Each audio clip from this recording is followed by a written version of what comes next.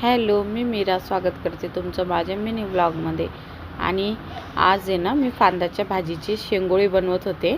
फांदाची भाजी आईने शेतातून आणली होती, त्यासाठी मी ज्वारीचं पीठ, बेसन पीठ आणि गव्हाचं पीठ घेतलेलं होतं।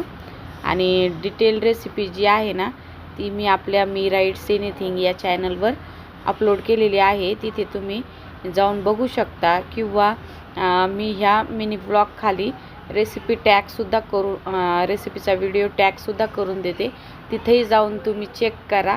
आणि पिझ्झा, बर्गर हल्ली ह्या गोष्टी खूप लहान लेकरांचं खाण्याचं प्रमाण वाढले, ते कुठंतरी कमी होण्यासाठी आणि आपल्या पारंपरिक ज्या रेसिपीज आहे त्यांची ओळख आपल्या लहान मुलांना होण्यासाठी आपली आई लोकांनी पण ते करणं गरजेचं आहे। आपणच त्यांना मॅगी अशा जिन्नस जास्त खाऊ घातल्या तर त्यांना तेच खायची सवय लागेल।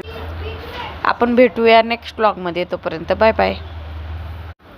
हॅलो, मी मीरा स्वागत करते तुमचं माझ्या मिनी व्लॉगमध्ये। आणि आज आहे ना, मी फांदाच्या भाजीची शेंगोळी बनवत होते। फांदाची भाजी आईने शेतातून आणली होती, त्यासाठी मी ज्वारीचं पीठ, बेसन पीठ आणि गव्हाचं पीठ घेतलेलं होतं।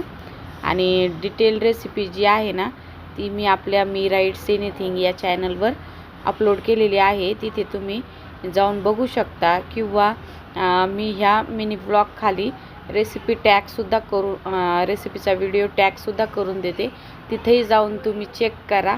आणि पिझ्झा, बर्गर हल्ली ह्या गोष्टी खूप लहान लेकरांचं खाण्याचं प्रमाण वाढले, ते कुठंतरी कमी होण्यासाठी आणि आपल्या पारंपरिक ज्या रेसिपीज आहे त्यांची ओळख आपल्या लहान मुलांना होण्यासाठी आपली आई लोकांनी पण ते करणं गरजेचं आहे। आपणच त्यांना मॅगी अशा जिन्नस जास्त खाऊ घातल्या तर त्यांना तेच खायची सवय लागेल।